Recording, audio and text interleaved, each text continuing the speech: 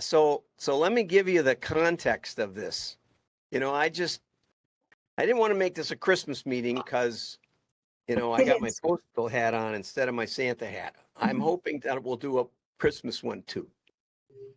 But I slapped that idea together and said, I got to get one of these done.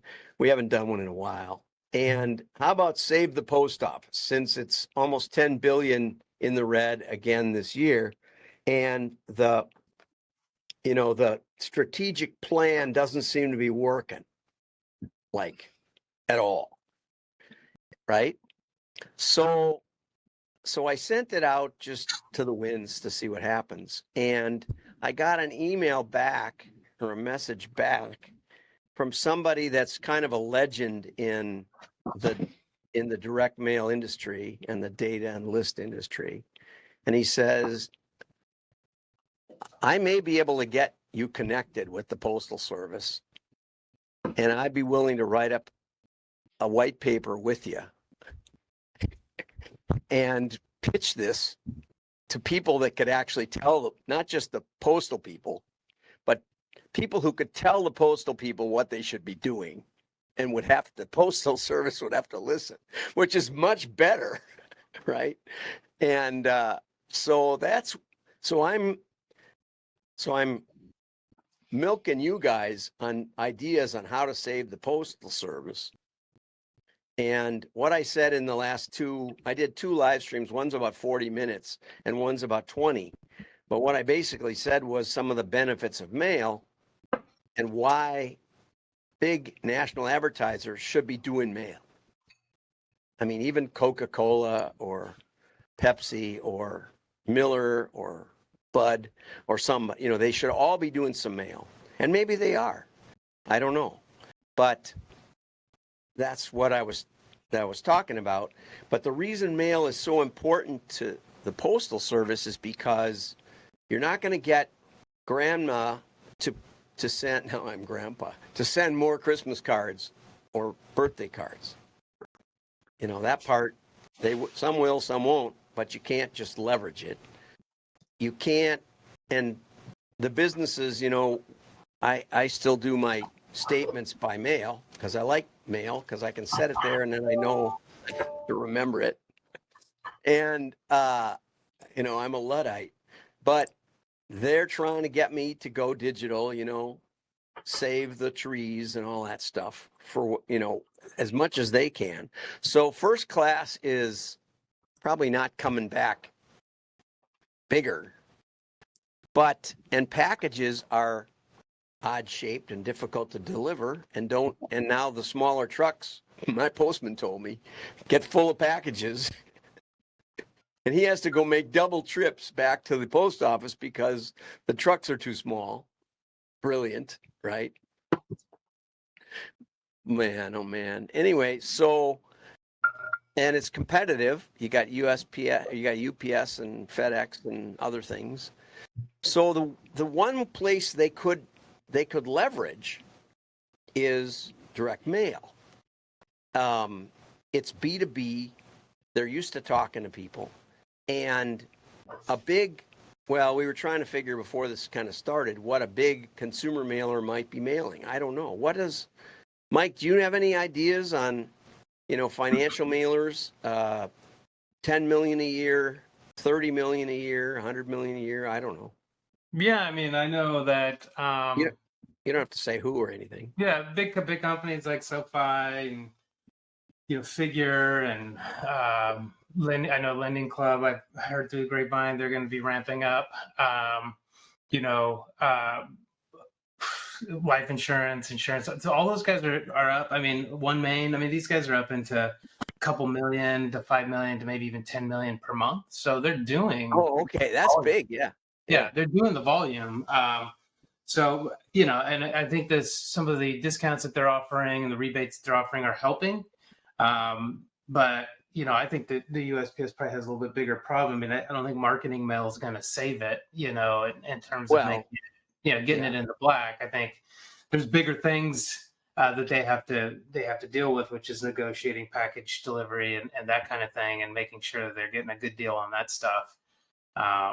then I don't know. For me, really look at either consolidating, what they got from a real estate perspective, and then look at their fleet. What can be done with both the real estate and the fleet aspects of the business. I mean, are there things there that they could leverage to increase revenue?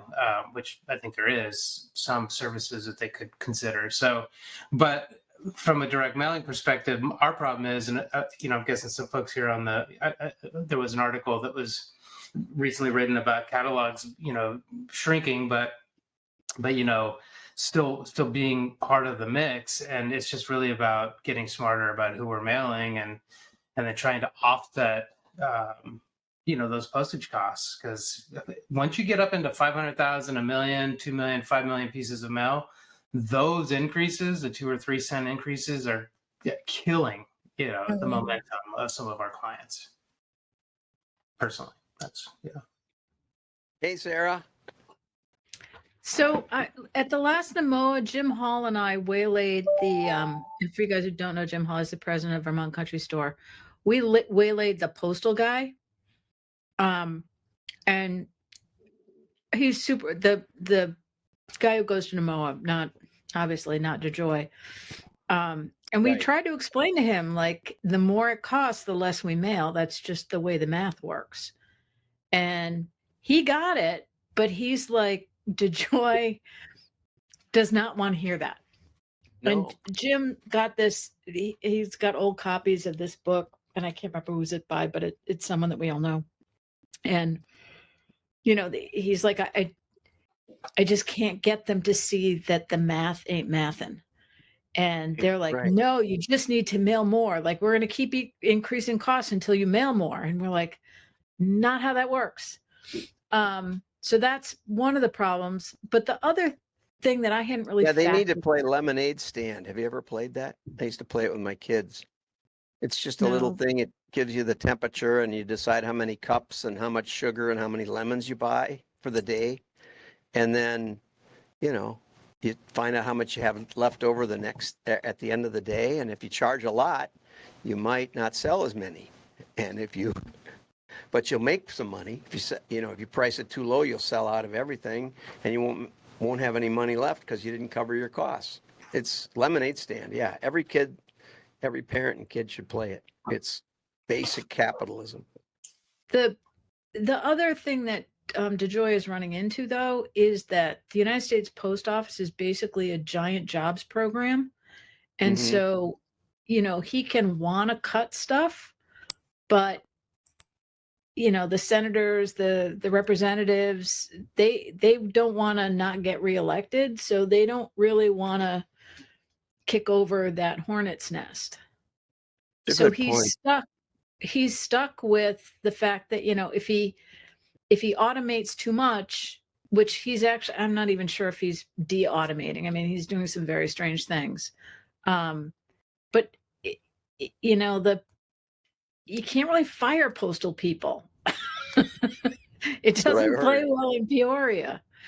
Yeah. So that's a big issue for them too. Well, and I think they also have to fill up their retirement and pension. I think that was a big thing. And then the government borrows from that pension that they have to fill up.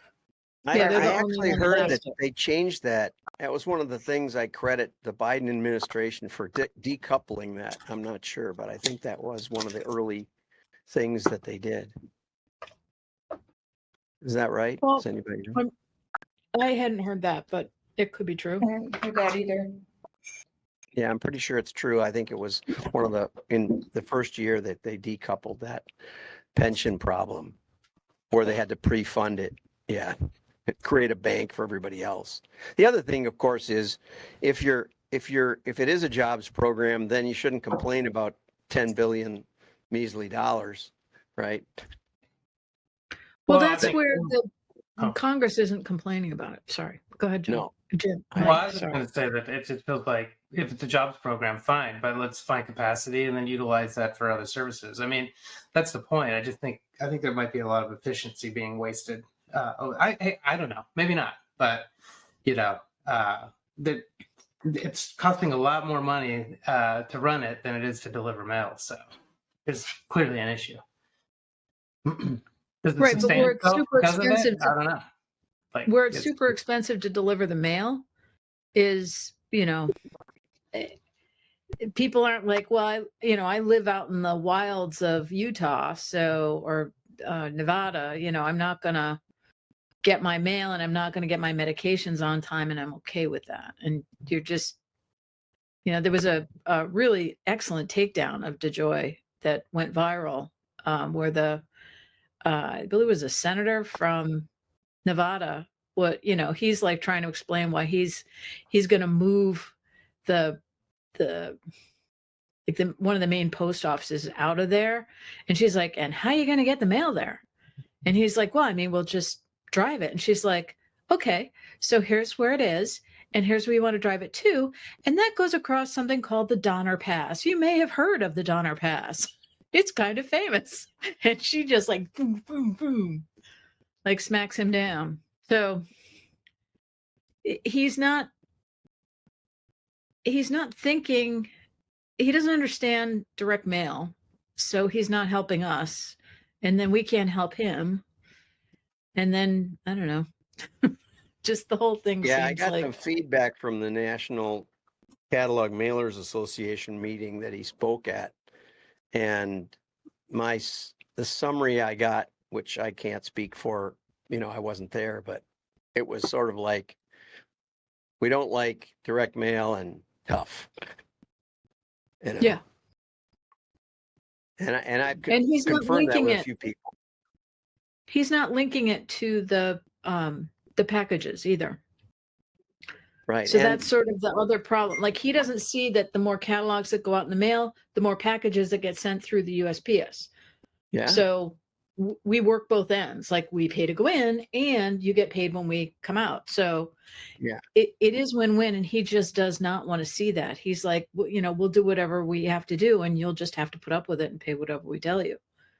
yeah. Well, And and my understanding of the package contracts is that they haven't really made a lot of money on the package delivery, and so they're not really good at negotiating it, apparently. I don't know what, but that's one of the problems with packages. You've got competitive pressure, and they don't you deliver don't for mail. fast.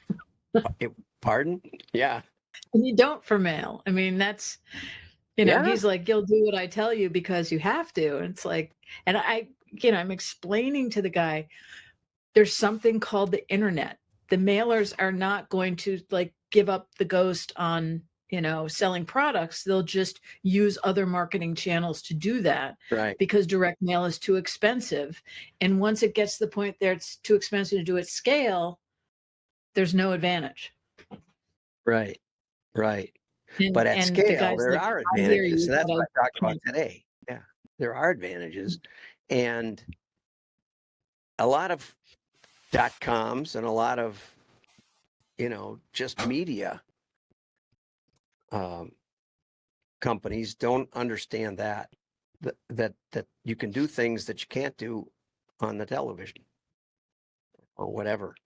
And maybe I just am naive, and I've only been at the mail game for a few years. Right. Okay. So Paul had an idea, and I wanted him to come and give him credit for this. So we'll let him run it by it for what USPS could do for bigger mailers and bigger volume. So chime in, Paul. Sounds good. So John put this thought experiment on me this morning, so I came up with just a little scenario here across it. The post office has all sorts of problems that are within it, but the biggest problem observation that I see is they have a fixed cost of operation, relatively fixed cost of operation, and they have.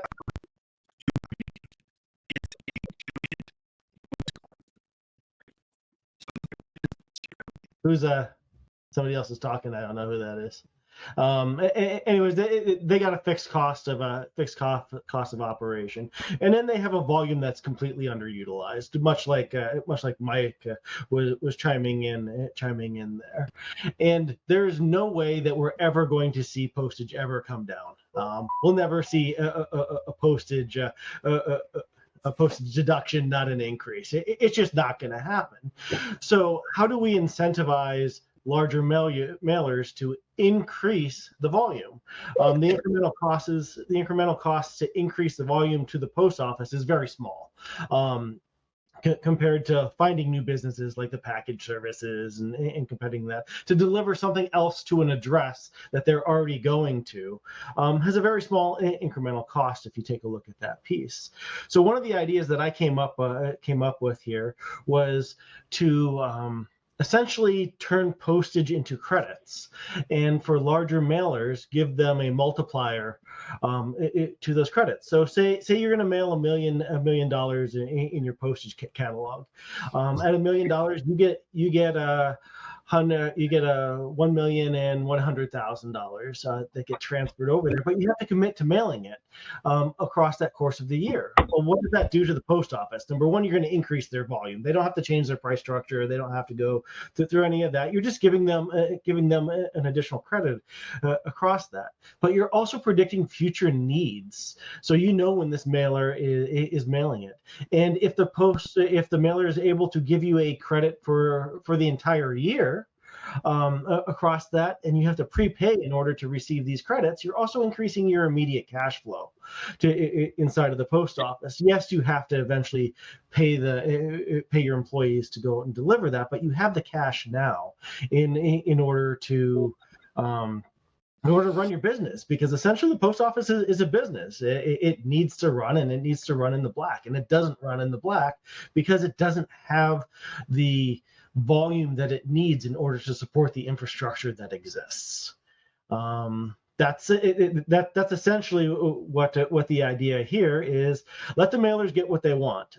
At least for us and my larger mailers that I'm using, it used to be postage was 30% of the cost. Then postage was 40% of the cost. Then postage was 50% of the cost. Now I'm running postage, depending on what I'm mailing, it's 60 to 78% of the cost.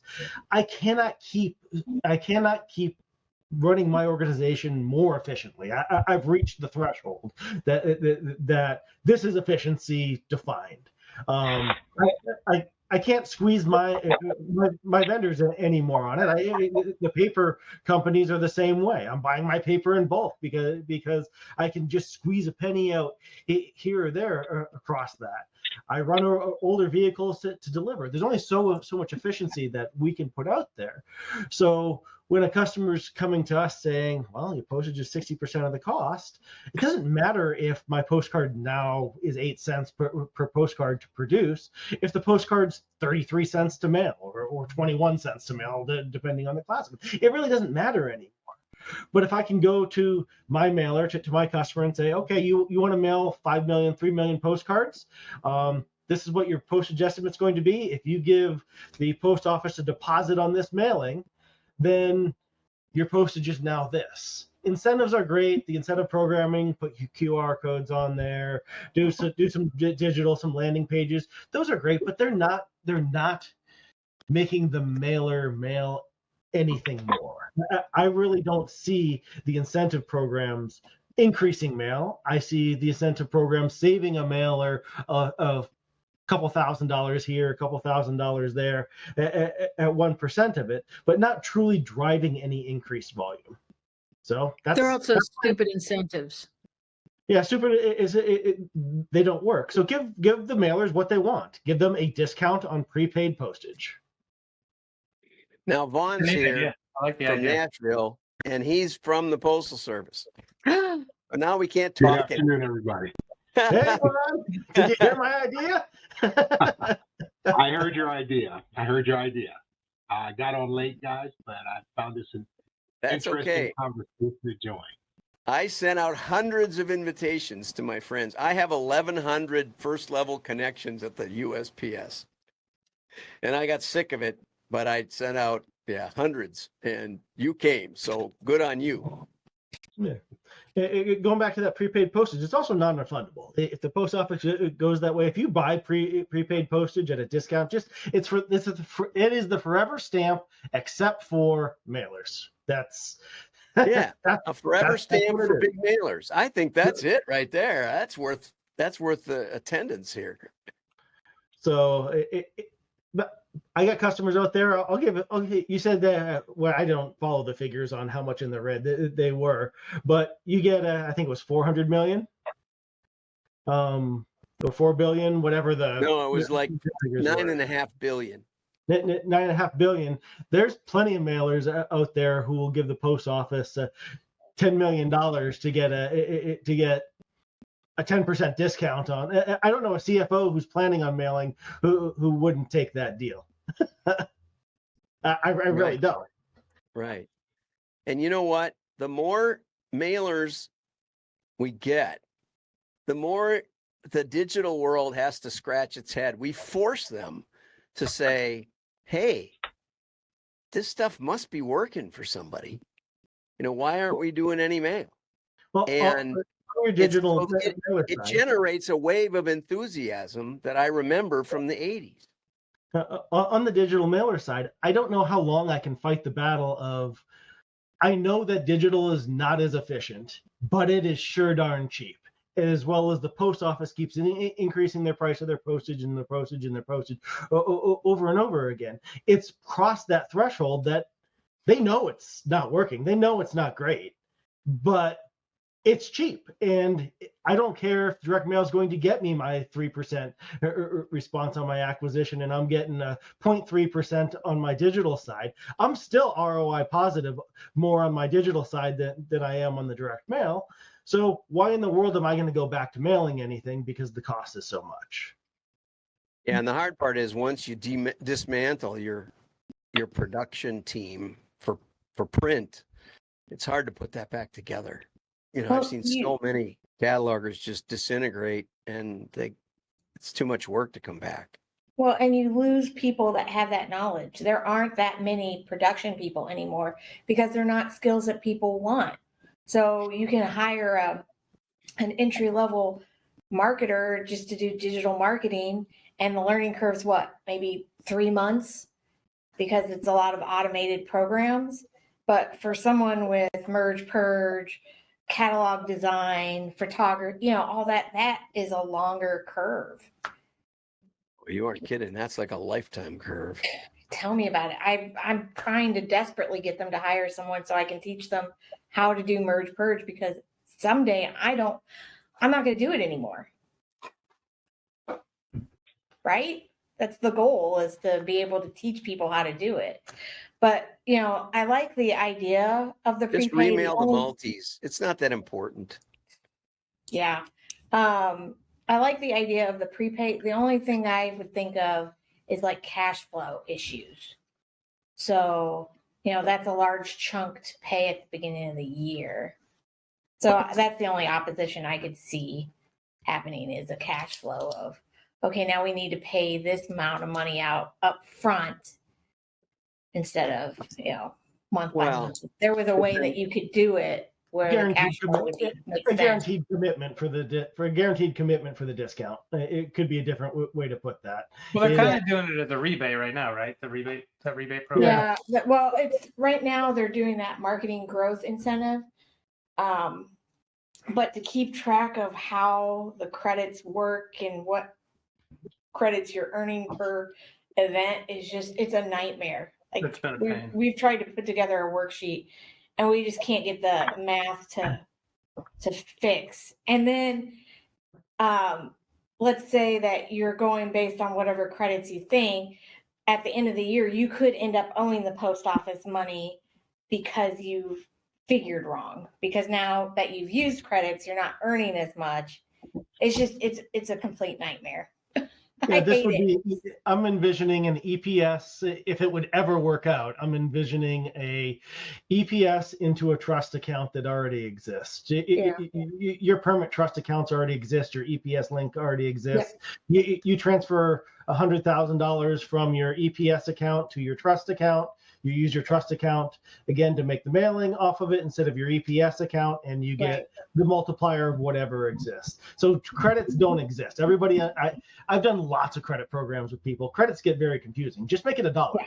If you spend $1, you get $1.05 in postage. Make it easy. Yeah. As long as you can make the cash flow work, I would see that working. At Well, your the CFO company. can handle that. It's the net present value of money. And and I don't know why you'd have to do it necessarily on one calendar day. I think each mailer could decide if they want to do it in 10 payments. If they get over the $1 million threshold, they can, but there's more incentive if you do the 10 million. It's not that hard to make a scale like that. Yeah. And I was torn. Do you give it to the mailer as well, so the mailer can use their own permit, or do you force the mailee or the mail owner to have their own permit, their own cred, and actually force the mailee in order to go into the financial system? Because organizations like Mike and ours and others on here, we could consolidate the majority of all of our customers' postage into one, get a larger discount, and increase our ability to make money if we used ours. But if it was tied into specific, if this deal would be tied in specifically to the mailer, that was just one of the things that was going through my head on how it would actually work. Yeah, we have our own permits and crids, so yeah, that's how we always do it as a cataloger. Mm-hmm. Yeah, a lot what of do you think, Vaughn? direct. Do you, Mike? Do you have the client mostly pay their own postage? No, we handle all that for them. Okay. Straight pass through for us, and then many of our ISPs, our MSPs are doing commingled mail. So it just is easier that they don't have to deal with that. But we had a few clients do it. It's kind of up to them. If they're used to doing it, they have no problem doing it. But otherwise, we'll handle it all for them. But that's why it's been more difficult to get the rebate, is because we have to then parse it all out and audit it and make sure that it. And I think we have it pretty well squared away. So I think it's a net benefit for everybody going into 2025. So it's good. I mean, every little bit helps, right? So. One of the other ideas that came up in my head, and I think Mike, you keyed onto this about your transportation and logistics a little bit. The amount of money that I spend on LTL carriers, may it be T4s, may it be whoever I'm using, yet the majority of the post office semi trucks that I see when they're getting unloaded at the DSCFs and distribution centers are basically empty. They're half full of 53-foot semi trailers. I don't know. Logistically, I don't know how much of a headache it would be to turn every SCF or every NDC into an LTL location. You got the square footage, or they have the square footage for it. Why can't I go drop off a pallet at the Phoenix SCF and pick it up at the Denver SCF, and then take it wherever I want after that, in order to fill that truck up, in order to move forward? Like I don't understand. Yeah, Well, let's hear from Vaughn on that this one. is something I can speak to. Yeah. Okay. I came from the LTL industry. So the problem with utilizing space on our trailers, say in an LTL function, there's this thing called the National Motor Freight Classification. Yeah, and everything is classified based on value, based on damage. And when you go interstate, there are rules and regulations that everything has to be manifested. It's a whole different world than just putting something on a truck. And the Postal Service tried this back in late 2008 and 2009, and they found out the hazards of the LTL industry. It it's not just putting, you see empty space, it's not just putting a pallet on a trailer and taking it somewhere. There are a lot of regulations that trucking companies have to abide by to get that piece from one point to another, interstate-wise. So the Postal Service attempted to do that, and they failed miserably, even after my advice on what they need to do. And that was 15 years ago. So there are things that we've tried in the past on that, empty space deal. The drive now is to fill up empty space on our trailers with packages. And we understand, we see that the mail volume is decreasing, but we see our package volume is increasing. And with our Ground Advantage product, we're seeing a boon in that. Now, the problem we have there is we don't necessarily have all the equipment we need. So there's a give and take there. We don't have the trailers that UPS and FedEx have, specifically for packages. So it's kind of giving us growing pains right now, despite our substantial increase in the small package volume. Do you think there might be a way to remove some of those regulations that could help? Is it a regulatory problem or is it a logistics problem? My question. As far as the LTL? Yeah.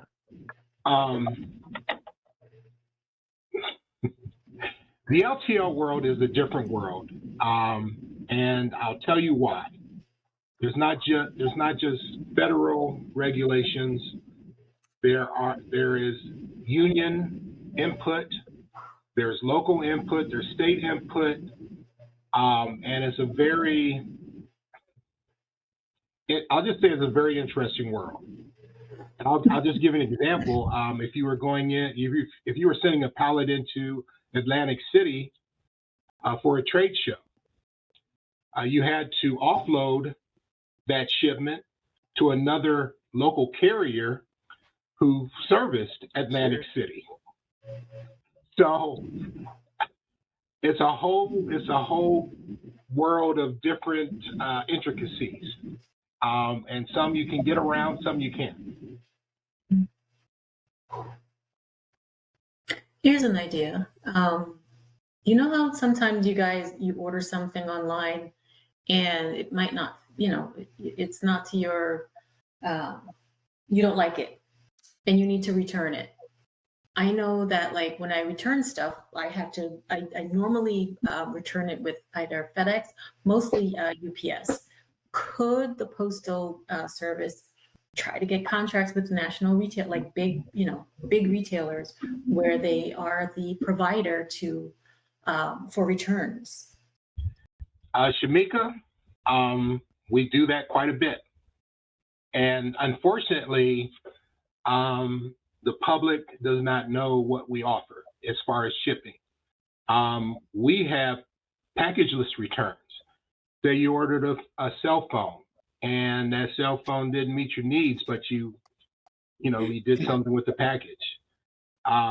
We have customers that can send you a QR code. You take that QR code to the post office and they will supply you with the package and label. As simple as that. We have those capabilities, and we are probably the largest return shipper in the U.S. So what I mean is like, trying to kind of beat your competition. So I've never used UPS to return any of my packages. I'm talking about like the big, I'm talking about Bloomingdale, Kohl's, yeah, all of them. Target. Those are some of our customers. In addition to what you have, right? Like I said, we are probably the nation's largest return shipper for small companies, large corporations, large retailers. So you may not see it or feel it or see it advertised, but we are. And things will be happening January 1st to change some of that as well, because a lot of those returns are also with mail consolidators like UPS, FedEx, DHL. And there's things changing January 1st that will change that. So, but we are focusing on returns, just to let you know, because we do see that as a optimal segment to grow our businesses, our package business as well.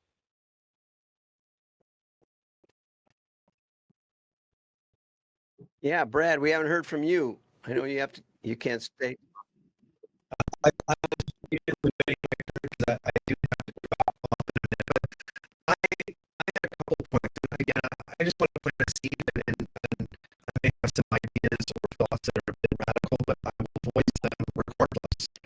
I was at MTAC the end of October, and I guess for the first time I really understood the move of USPS to become a parcel company. And for the most part, the investment is going that direction. The hiring and the talent is going in that direction. From everything I gathered at that meeting, and I just started thinking. Obviously, we are all partial to mail, so our understanding or bias is native because of who we are and what we do, and I understand that. And I just started to pick apart my own versions of the problem. First of all, the growing the mail problem, and I've suggested this to postal discount people, and they said it was too difficult. But as companies mature and they're restaffed with younger people that don't even remember mail as a marketing tool, and just have a real hard swallow when they hear the prices of delivery, it's just out of their wheelhouse to even consider it a marketing avenue. Which I said, let's have a new mailer discount. A company that has mailed in 5 or 10 years or never mailed, give them a big substantial discount on the first, second, or third mailing to try and get them into the people that spoke to their names. They like the idea of all these things. How do you track it? How do you know that this is a new company and it's been created or something to sort of get the discount and then they've got to do all this. So I understand that. But my point is, if mail is going to grow, it must be done with new companies who have not done it. Right? The people that are doing it understand the value of it and they continue doing it. The only way mail will ever grow and not ultimately shrink to some microcosm of what it is now is to get new companies using it. And the only way to do that is with some sort of incentive for people who have never mailed or haven't mailed in years. That was my one suggestion. And again, I'm planting a seed, hoping it germinates with you all and it spreads. The other thing is, and I understand that the post office is not allowed by charter to run at a deficit. That is in their original 1789 charter.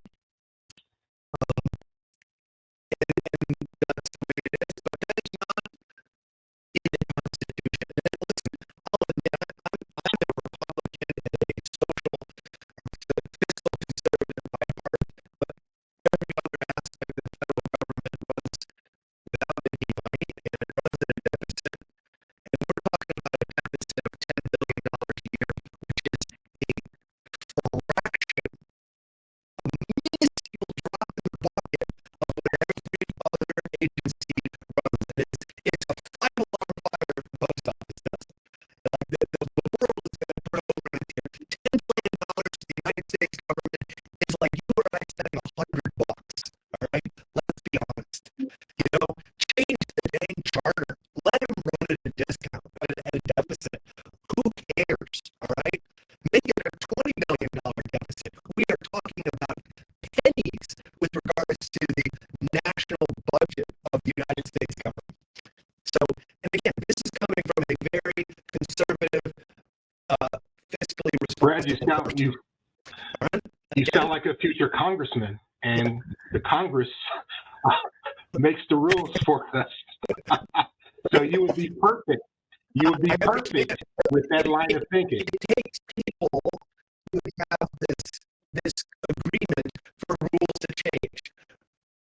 I understand the charter, and I understand it's 200 and some years old. Okay, great. It's 20 thanked harder. The United States Post Office offers a unique service that no private company offers. It's called mail. All right? Why the United States Post Office decided to go into business or competition with UPS, FedEx, and UPS, and DHL, all these, I don't know. I don't know. Yes, the money is there. If you want to grow revenue, parcels bring in 5 times the revenue of a piece of mail. If you're chasing the money, you go after the parcels. I agree. So, again, radical change in viewpoint. The post office only does mail and things under 3 hours, right? Leave those other companies to find it out themselves. I know it's crazy. The post office, yes, would be probably 1/3, 1/4 the size it is now, but they focus on a specific thing that probably loses money, and they deliver mail as cheaply as possible. And if it's subsidized by the United States government as a benefit to United States citizens, and so again, crazy ideas. I know they're off the wall and they'll never happen, but I just wanted to put it out there because I think I'm talking mostly about it. At least 9 out of 10 of us, they probably would love that idea. All right, tomatoes and lettuce. Well, I mean, I think you make a lot of good points, you know. Still striving to make money would be excellent, but I agree that it's kind of like it's like putting the toothpaste back in the tube, you know, like there's too many employees, too many pensions, too many people depend on it. Like, I'm not gonna say it's too big to fail, but I do think that it does get a little bit of a bad rap ultimately. Well, mailers now are paying for the mismanagement of decades ago of that, and that's one of the problems of where direct mail is now. It is too big. There are too many pensions. There are too many commitments that were given. And I'm not saying don't. I'm saying don't take back commitments that are already there, but it's not the responsibility of. That's the same conversation, I guess, with kids. It's not the responsibility of this generation to pay for the mistakes of previous generations in their management. David wants to chime in. He's from Canada, so we have to be nice to him. You know, Go ahead, David. anyways, I wanted to share these radical viewpoints. I realize the post office has spent billions of dollars of infrastructure preparing for parcels, and my idea of reverting to, mail and anything under 5 for 3 or 4 pounds is just out of the question. Nobody's going to eat that infrastructure expense and just say, "Oh, well, Brad had a good idea." Forget about it. I get it, but I'm thinking outside the box. I love mail, but I just wanted to throw it out there and like I said, plant a seed. Well, Brad, a little different than maybe some of the other people here. I have my direct mail, my marketing portion of the business here, but I also do catalog, product, and product fulfillment. So not only do I mail a significant amount, I also ship a lot. UPS and FedEx come to my location daily in their trucks to pick up the things from my fulfillment center. I can tell you that USPS has tried to come into our location numerous times and do cost comparisons against what the discounts that the other carriers are giving us, and they don't exist. I can't switch the fulfillment portion because it's still cheaper to ship via UPS. The reason where the LTL conversation came in here is FedEx was the last company to come and pick up my mail. FedEx picked up my mail yesterday, mail going to Pennsylvania, and FedEx then promptly delivered it to the postal sortation in Pennsylvania to get the destination discounts. This is a daily activity to get the destination discounts across that. I cannot ship it there via UPS. I shipped out boxes of mail, literally boxes of mail, pre-done, pre-assembled on pallets via UPS to a customer in order to take to another location instead of directly delivering it. The post office is going parcel service. If they're going parcel service, the only thing that's going to make me change what I'm shipping on that is to be cheaper than everyone else. And how are you going to be cheaper than everyone else when they already have all these trucks that exist? They're already set up for it. It going to what Brad was saying here, stick with what you know and do what you know really, really, really well. And don't go elsewhere or completely change the model of your business. Paul, I think one of the misperceptions of the Postal Service is that mail is our best attribute. We have actually been doing packages for quite a long time and doing it very well. And when you talk about UPS and FedEx and their pricing, I would say since over the last year, that has drastically changed. Because we have specifically gotten more competitive on the ounce to 20 pounds packages, to where we're forcing UPS and FedEx to adjust their rates. So we are making some wholesale changes here on our package side. The challenge is we're still trying to find that secret sauce to help you guys grow your mail, grow your customers' desire to mail. And when I go to these events with young marketers, Gen Xers, Gen Zers, not so much the millennials, but they have no idea what direct mail is. And what the Postal Service is doing is we're piloting programs in college and including in some competitions, what direct mail does, what it can do, how you can utilize it for marketing. And it's been very successful. We're hoping to grow that nationwide. So we are making efforts to expand the knowledge of mail into our younger minds, so to speak, but it's a challenge because we're not something on TikTok. We're not something on Instagram. We're not something with that quick visual. It's a process. And so many when I go to these mixers, so to speak, I'm the old guy in the room, and I'm amazed at how little young marketers know about mail, and because it's not really focused on in college curriculums anymore. No. Yeah, I did a talk to almost everybody, about 40 MBA marketing students or graduates, and we spent an hour Q&A after, and then we went to a bar and spent, Debbie could vouch for this because she was there. Then we went to a bar and had 2 more hours of Q&A, and they all said, not only didn't we have a course in mail, we didn't even have one lecture on mail in undergrad marketing and grad school marketing. And that's what we were studying. David's been very patient, and his post office is on strike, so I want to hear from him. Well, I just wanted to pick up on the conversation between Shamika and Vaughn. Vaughn, you said USPS is the largest return mail supplier of goods, but I think you said nobody knows about it. Well, surely that's on USPS. And Yes, it is. And the companies that use your service. They should put a return package, a QR code or whatever, in every outgoing mailing, not to increase the cost of mailing, but to increase the customer satisfaction and the simplicity of making a return, which would increase in time the lifetime value of that customer. Anyway, that's the only comment I wanted to make.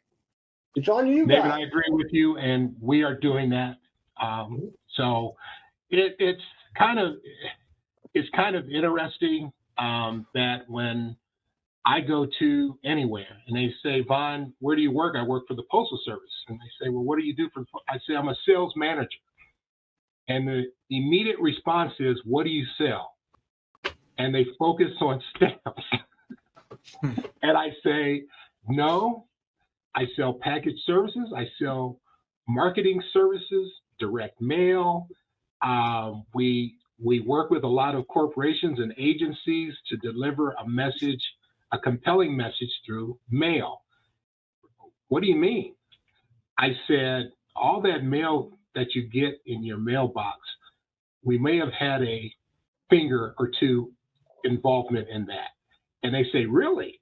So there's a big disconnect on what we do. We're looked more as a service than a company. So Louis DeJoy is trying to make us become a company and a financially performing company. So he's brought in changes which I personally agree with, and I think they will have a positive impact as we move down the road. Vaughn, can you get us more information on the piloting programs that you're doing in colleges on direct mail? Absolutely. Because I've not heard of that, and that's really interesting to me. I was at Absolutely. a CCP or whatever they call those regional USPS user meeting, and there was a presentation by one of the professors who was doing in Wisconsin, which is a big direct mail state. And I asked it, and he showed the mailing pieces, and he showed all the stuff that he'd done. I said, "Did you split test anything?" And he looked at me like, "What?" Oh my gosh, it was so sad. I thought, okay, yeah, that's great. Sandy would like to talk. Sandy. Yeah, I have two things. One, which is, Brad, I completely agree. And I wouldn't even mind seeing the Postal Service segmenting its services and getting some kind of algorithm, a multiplier that says, because we offer these benefits, privacy, controlled rate increases, whatever goes against private industry, there's a multiplier that, obviously it's not the true profit that you're going to make or lack of profit, but it would be like an implant marketing to its parent company and saying, in this category, we're truly profitable. In this one, we charge back to the American public. In this category, we're profitable on paper because we're the better option than what you might have that could potentially be terrible, and use those multipliers to show, like you said, that this in these categories is the excellent option. In this one, yeah, we're subsidizing whatever. So, I think there's some internal marketing that has to happen. I think there's marketing to the American public that has to happen. Every time there's an ad on TV, like during a sports game for the Postal Service, I'm like, yes, why isn't there more of this? Call it propaganda or whatever. And then as far as young people and their understanding, even when they're aware, one of the big challenges is they are not trained in project management. So when you tell a 25-year-old that they're going to have to work backward on their calendar and start like prepaying things and pre-planning and coordinating with other providers, and maybe, God forbid, trusting a person with gray hair instead of like their friend that does Facebook ads, they start freaking out and they just go rigidly silent. So I think that's an opportunity, especially even for like people like Brad, who are spreading his good word about his products and his customers, which is, if you want young marketers to opt into any form of mail, you have to teach them how to do their jobs, essentially. It's not just awareness about what's available or the benefits of it, but truly you have to teach them, here's an indicia, here's what's got to happen months before you do a mailing. And they really do basically shut down mentally when you kind of lay it all out for them. So I think there's a marketing need that has to happen there, which is like, yes, you can do it. We'll help you. We'll help you project manage. We'll create tools for you to take you through every step of the way. And certainly for Brad's products and customers, I mean, it's like that's a huge element of it, which is take the mental strain off the customer and put it on yourself. So yeah, those are my points. And certainly, I mean, I remember probably 20, 30 years ago when the whole do not mail thing was like just, a mushroom cloud in the air. And a lot of it was just, who's behind this messaging, teaching little kids that mail and paper is bad. And we have generations of propaganda that we have to undo to get anyone who's in the position to influence or to spend money who doesn't have that, like, oh, paper is bad. So there's a lot of education and so forth that really has to precede any kind of hey, this is great, you should do it. No, it's a much bigger issue than that.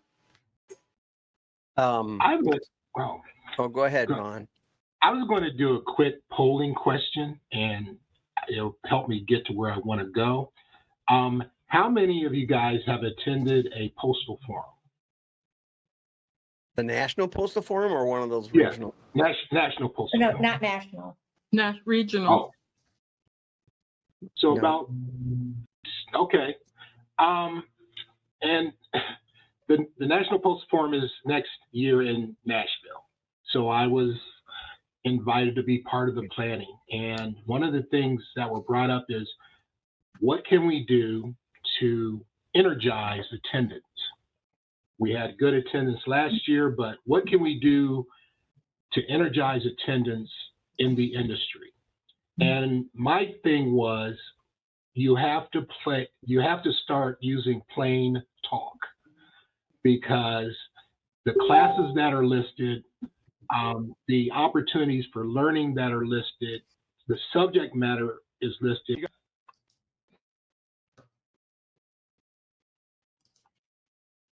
What happened? Did I die? Somebody got cut off. Oh, Vaughn, I think.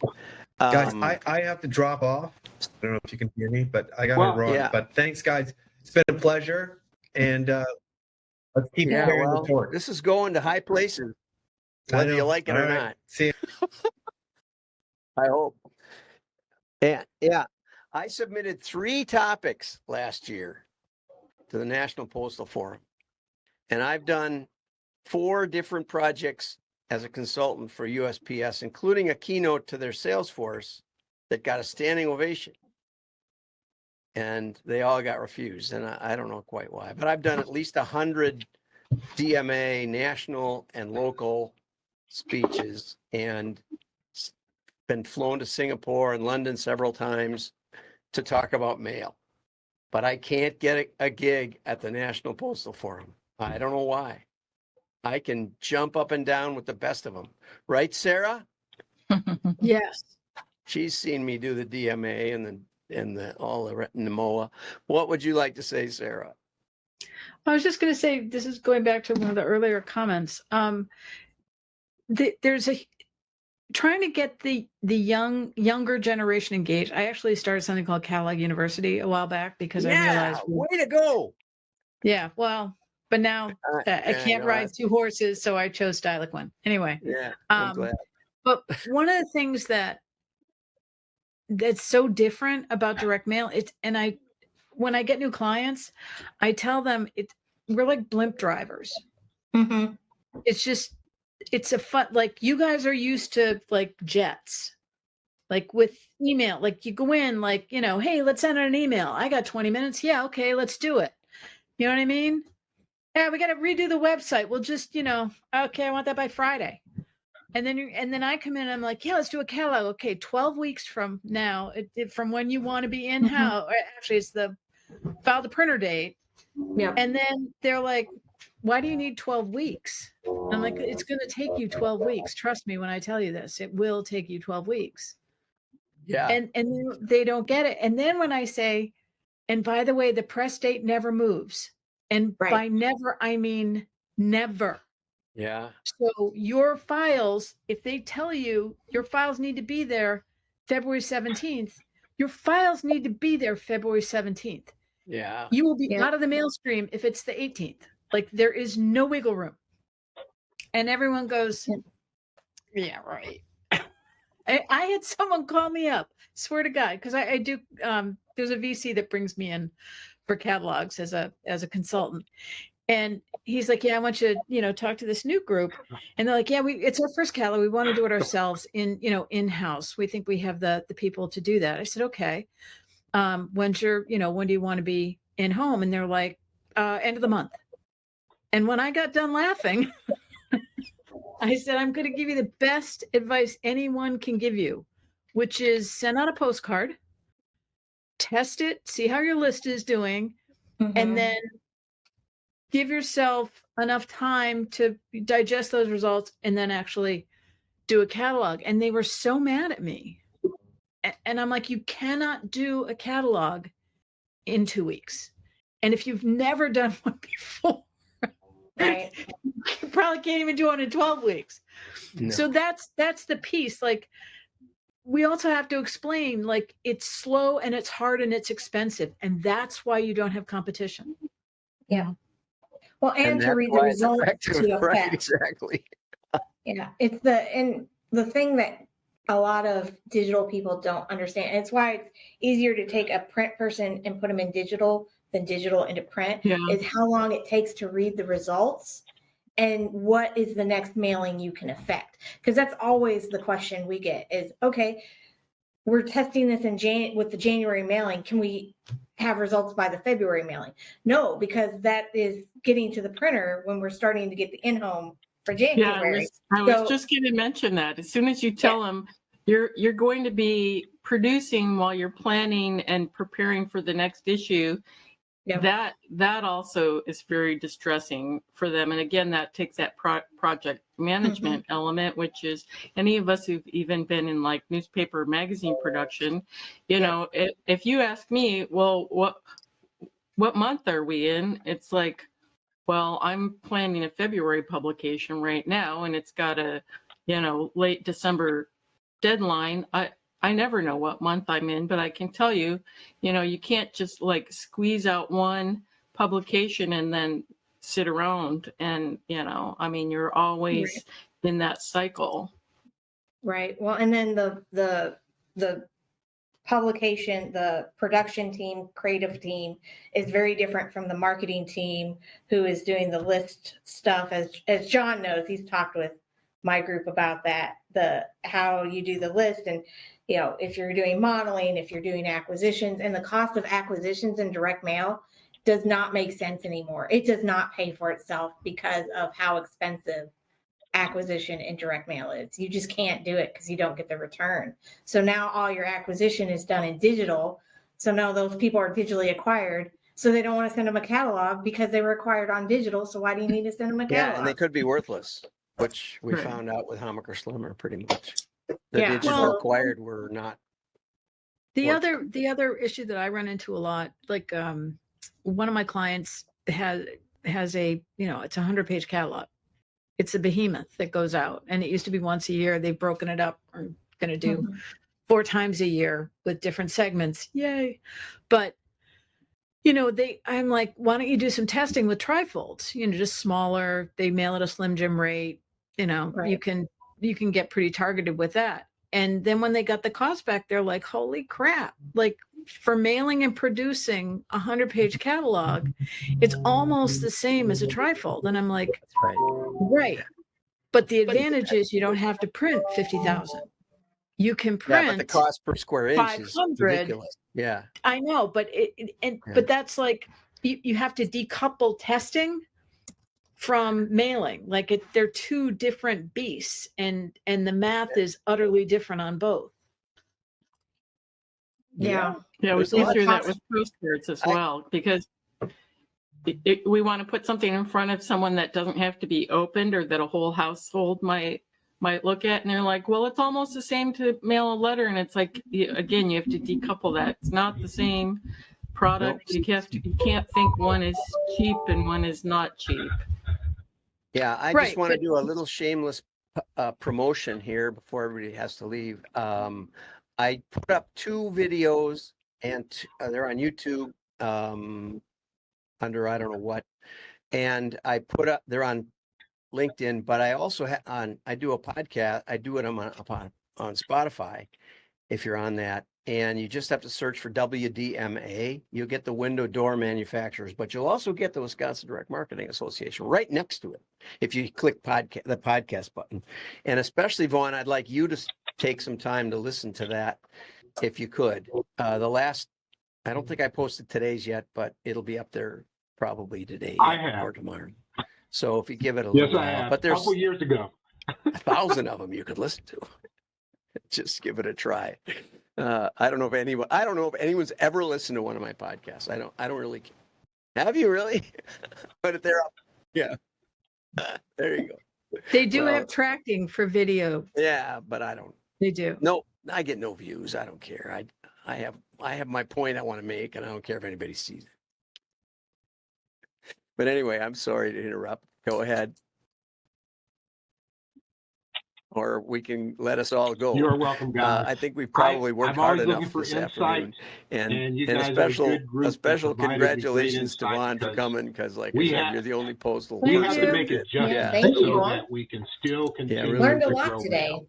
And I know it's been siphoned off because somebody's going to charge you $2 to get a invoice through mail, but there are other things we have to do, and we try to augment it with links for informed delivery and all that. We're trying to find ways, but we haven't given up on mail.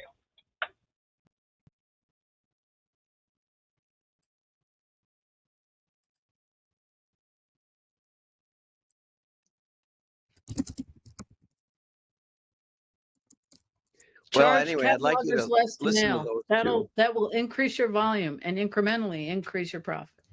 Yeah, somehow figure out how to lower that postage unit cost. I don't know who just mentioned it, but the acquisition doesn't make sense. It doesn't make sense. Yeah, The only acquisition that I'm doing, and I'm doing a significant amount of it, that makes sense is nonprofit, because the nonprofit discount that's associated with it still. I run lots of data. It's what my company is based on is data.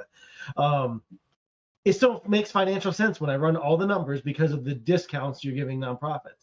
Any for-profit organization that I do, it doesn't. Even the healthcare that used to.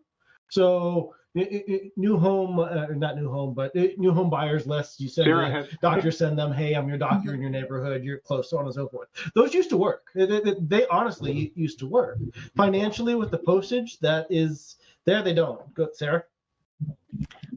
Bundling. I just had an idea. Bundling. Bundle the postage with the package delivery. That way you can incentivize people on both ends to use the post office more for delivery, but also to mail more, because if they do both, it's like your home and auto insurance together. Yeah.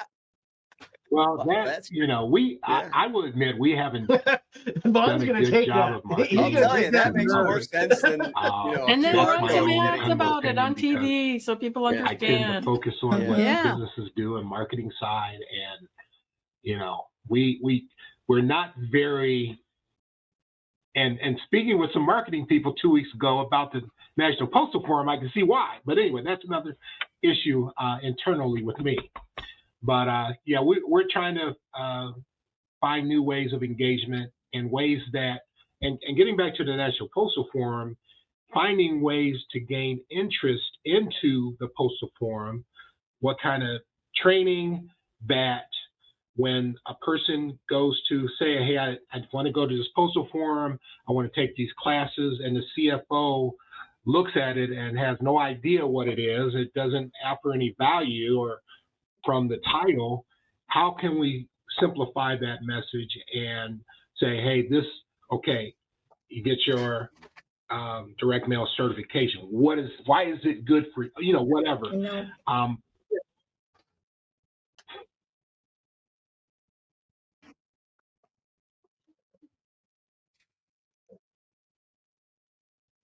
Yeah.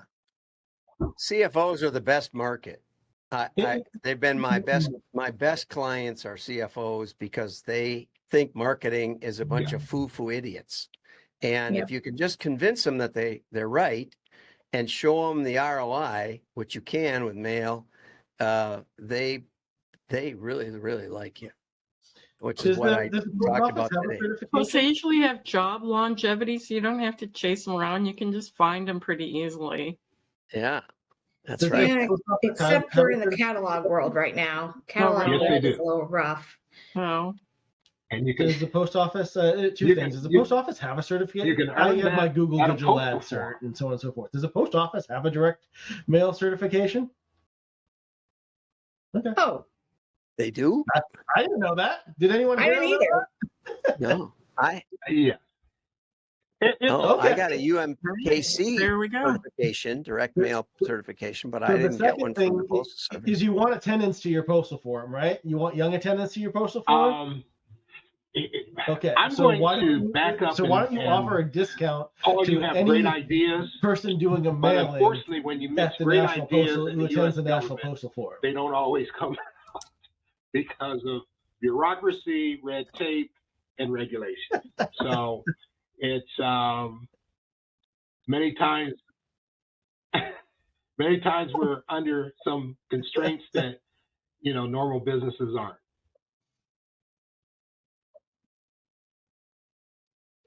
Well, we're not giving up on that.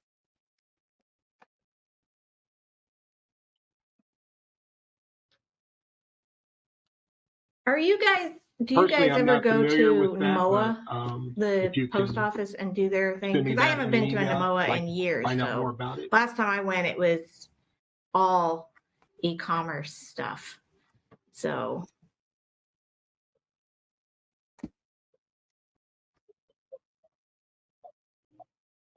yeah, because that might be a place to combine the postal forum with NMOA. And then, then you also have all the, you could say, oh, we do direct mail certification, and you can do integrated marketing and how direct mail is a big part of integrated marketing. And, And I would say people in their 20s and 30s love certifications because it's a hedge against job insecurity. yeah. I'm mentoring my niece, and that's just a regular investment for her, is to either virtually or in person get certified in things, so that she's always the best choice for promotions or keeping her job. And here's something very ironic. It is. Gen Zers are great supporters of direct mail as consumers, but not as marketers. Isn't that ironic?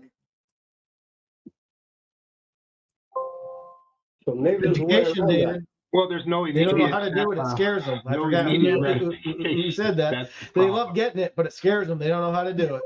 Very Yeah, intimidating. it's Yeah. too overwhelming. There's too many steps. That's the big thing. I mean, when you look at it, yeah. Well, you also Just can't gotta- get it wrong. Like if I screw up on my website, somebody goes, "Oh, you screwed up on your website. Like, that's the wrong number. That's the wrong whatever." Right. You just go fix it.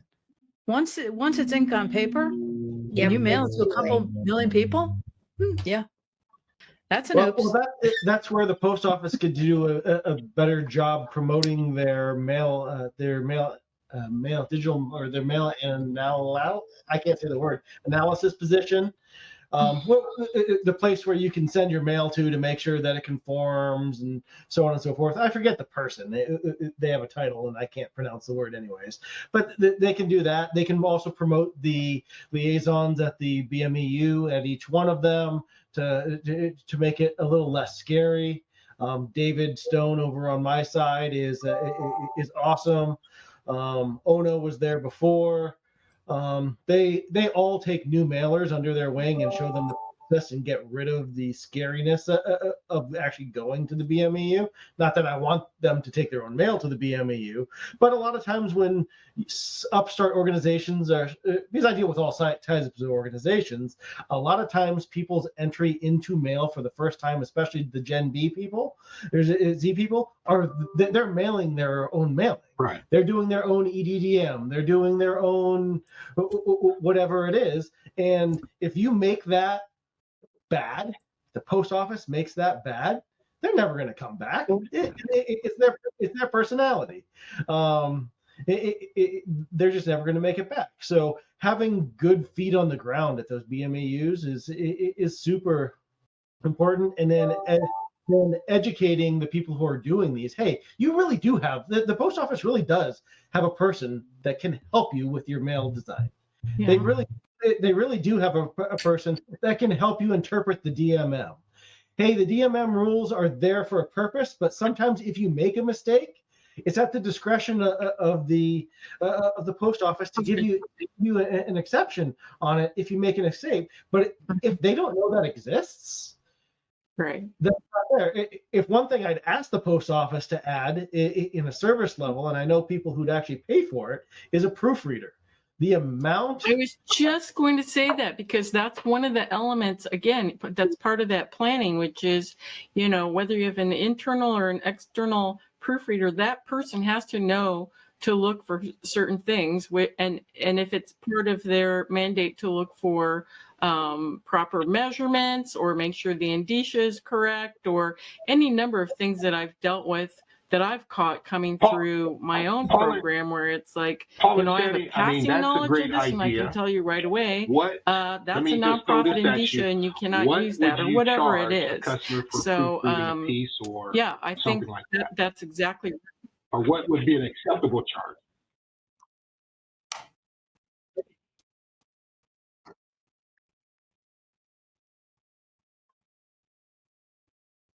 Depends on the length of the piece, but we currently charge $250. If I'm doing a 100-page catalog, it's going to be more. Right. But right now, on average, I would say it's about $250. Yeah. Right. And our proofreader charges by the page, so that's an option. AI is going to change it. That's going to be a thing that largely won't matter pretty soon. Yeah, a lot of proofreaders are nervous about exposure because what happens is you tell people that you've caught something and they don't make the change, and then later everybody points the finger. So again, it's like part of that project planning, which is, the paper trail and the, just like if you're editing with someone and you've got your tracking changes and so forth. So, it has to be, the production team has to understand how to work with a proofreader as well. And it's not just, a person says, hey, here's all the issues that I saw. It's, the proofreader is going to want to make sure that they're working with a team that's going to actually do something about it. And again, that time planning is crucial so that there's time to make the corrections, and that there aren't pieces that are already, as Sarah said, it's already too late. If you have a proofreader coming in 1 or 2 days before you go to press, it might be too late at that point to replace some of the elements that you need. It is. Right. Well, and it also depends on the printer you're using too, because if you're using one of the bigger printers, sometimes they're at capacity. Though I will say a lot of the quads and the Arundels and the they used to be LSD, but I don't. Cody. No, still LSD. It used to be R. Donnelly. Yeah, well, it was R. Donnelly, then it was LSD, and now it's like Cody Collective or something like that. They usually have a really good postal person to answer all like the postal questions. But the thing that is really, I don't want to say annoyed me, but the postal promotions, the marketing incentive promotions are not that great because you have to spend more money to get the incentives. So like you have the tactile, and now there are certain things that aren't allowed on the tactile anymore. So now you have to do like a gloss, or you have to do this, or you have to do, and it doesn't actually, it costs you more money than what you get in the postal. And now like informed delivery, because everyone has been using it, is now an add-on. So you don't get that incentive unless you do another incentive. So it's just, sometimes the postal promotions don't make a lot of sense to help you mail more. Can I also point out, and sorry, Vaughn, I know we're all like dumping on you, but when you first start out as a company, when you first start out mailing, right? You're mailing 5,000 pieces. You've got like a small customer list. So nothing's at scale. It's crazy expensive. And that's when they're most likely to fail and say that direct mail doesn't work. Doesn't work. Once you get into like the people in this room, we're all mailing, millions of catalogs. Our customers are mailing millions of catalogs. Like, when you talk about like you use gloss, the big quad 8s, the Kamoris, they don't have an extra thing for an extra color. It's Right. 4 color. That's what you get. That's Like it. I haven't printed on anything other than Liberty or Escanaba in 25 years. There just isn't, like, if you want to be on a 28-pound sheet that's super white, that's your choice. So there's a lot of stuff the post office is like, you could do this with paper. It's like, yeah, I can't do anything with that. Yeah. I can't, like, oh, you could do a gloss. You could do this cool thing. You could add tactile. Oh my God. Do you know how much it would cost to add a tactile element to, I used to work for I Beam. know. Like, Yeah. it's millions. Yeah. Yeah. I really took insane issue amount of with money. that magic box that the Postal Service produced that was all the things you could do in mail. And it was like $30 per piece. That's not going to help your mail volume. That's the problem. Is Yeah. even if you're right, which you're not, it's you get people convinced to do that, they can mail, the CEOs of the Fortune 100. Okay, great. Yeah, it's great. It's so stupid. We need to figure out how to teach people that they can mail a postcard and they can track it and they can drive traffic to their website and they can make money. That's what we need to figure out. Yeah. Yeah. And you have a client come in who's like, the post office says we can do all this cool stuff. It's like, well, Yeah. And I've talked technically, to I Joy suppose you and could. Jusa about this. Yeah. I said, there's not one good, valid test on your 100 case studies. There's not one. There's no holdout test. There's no A/B splits. You Right. just say, oh, this dentist mailed 2,000 pieces and got 28 customers or whatever and paid, more than paid. Yeah, okay. But that's not going to not drive the needle when you're talking to Coca-Cola or somebody or a Right, national advertiser. Well, We and need customers, more Yeah. professional work with experts from the Postal Yeah. Service. That's what I said this morning. My yeah. little rant. And customers aren't as productive as they used to be. So used to be back in the day for your loyal customer, you would get a 12, 13, 14% response rate. Now you're lucky to get a 6%. And that's on your best customers. So think about your reactivation customers. They might be a 2% response rate. Your new acquisitions, you're lucky to get a 1% response rate. And the list brokers that you buy from, rent the list from, or the co-ops that they do the models for them, they're now doing a cost on the gross of what they send you. It's not even a net mailed anymore. So that's the biggest problem, is that now, as I said earlier, the cost of acquisition is ridiculous. So now you're shrinking your mail pool even more, and the cost of printing is going up, the cost of postage is going up. So you can't even mail as much as you did last year. So that pool is just going to shrink until you just can't mail anymore. Yeah. That's the biggest problem. Yeah, we're at a precipice. And that is an education. I'm on the board of the Beekeepers Association, and so I got to get to that. Thanks for meeting having me. next. And I don't even have any bees. Just It was to great, guys. piggyback Thank Yeah. you. Good to see you. piggyback on Sarah's idea, Vaughn, rather than having a proofreader for brand new companies who are unsure of mail, why don't you offer a project manager? Ideally, someone who's in their 20s and who knows what they're doing, to take that new customer through the whole process and give them some confidence. Yeah, that's what Yeah. I'm great proposing, idea. I think, to the Postal Service. Yeah. Well, but you got to have two sides to it. But that cost is greater than the cost of the postage. And Yeah. I would say, Vaughn, welcome to customer acquisition. Yeah, yeah, exactly. Well, and again, to the whole point of, attrition, and that part of the whole project management and marketing role is going to be replacing and hopefully adding to our list, and that's a reality. That's that's part of the process and it's part of the timeline. So Yeah. Well, but you got to have two sides. So you got to have the creative production side, because that's usually its own things that they have to do with merchandising and getting the cow. And then you have the marketing list side. So like the marketing strategy of who you're going to mail, because they're two totally different skill sets and two totally yeah, different mindsets. timelines. And So you you don't gotta want to have- you don't want gotta to have blow both. the wind out of the sails of the creative people. If they lose their optimism, then they're not creative anymore. So you can't always tell them all the stuff you have to go through. Well, that's why normally you have a person, like we have a person named Sam, and she's like the project manager on the creative side. So she's making sure that everything is meeting their timeline. She sends out the files to the printer. She's doing all that stuff.